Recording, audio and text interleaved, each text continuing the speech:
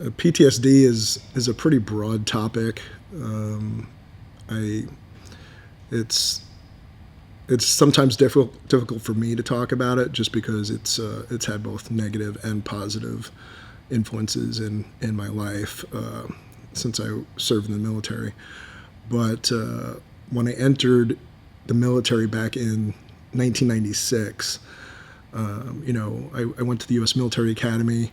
My goal was to get a great education, get some experience for the real world, serve my country for a few years, and move on out to the next thing. I didn't understand at that time that in a few short years after that, I would be caught up in a war and actually be deployed to a combat zone.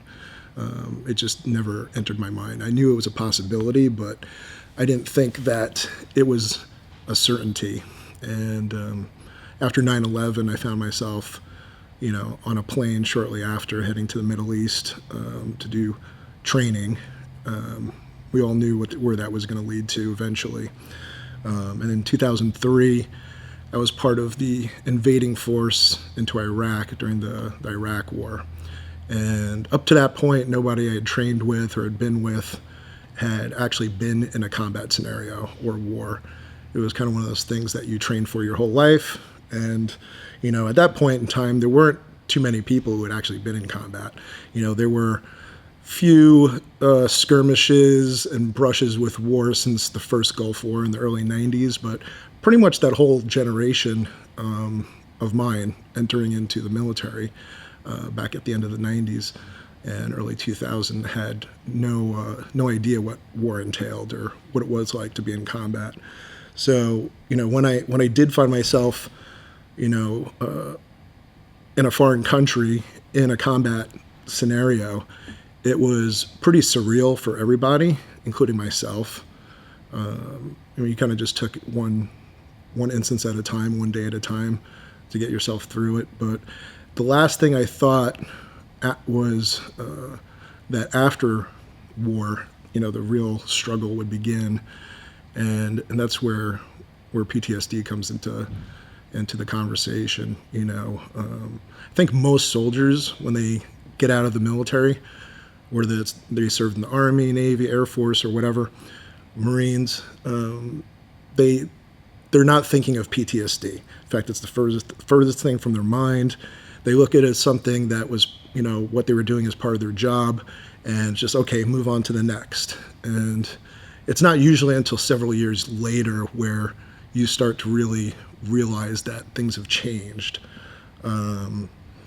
And I think there's a lot of stereotypes with PTSD. One of the biggest ones is that it's all 100% negative. There's nothing good that comes from PTSD. It couldn't be further from the truth. It just really depends on if you've been able to identify what it is, if you've sought the right treatment for it, and if you can move on from it and use it for something positive in your life. In my case, I didn't get diagnosed with PTSD until a few years after I was in war.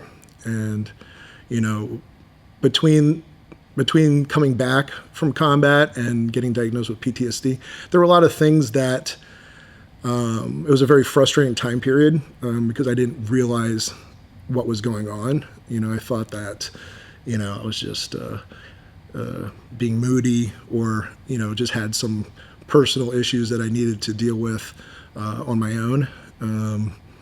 But eventually, I was diagnosed with the PTSD, and it wasn't till probably 7 or 8 years after war where I actually was able to get finally the right treatment and then use my PTSD to help me accomplish my other goals in life. And what I mean by that is that you just basically you're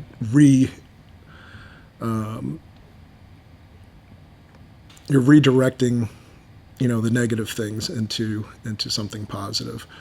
For me, training in powerlifting, exercising, things of that nature are part of the solution. I've seen other soldiers and other people who've had PTSD, really lean on sports like powerlifting or just training in general to alleviate a lot of the symptoms of PTSD. It's one of those things where I think it's better than any kind of medication out there. And I've seen it firsthand where, people have tried to substitute, training for the medication, and the medication goes away and things get better.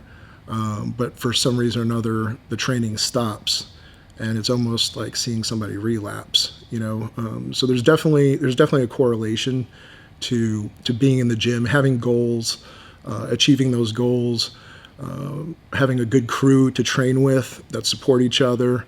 If you think about it, I'm pretty much outlining, everything you get from therapy in a lot of circumstances anyway. The only thing is that it doesn't have that label to it, and honestly, it's more effective. You're not consuming a bunch of drugs with negative side effects in it. The only negative side effect to lifting heavy is getting stronger.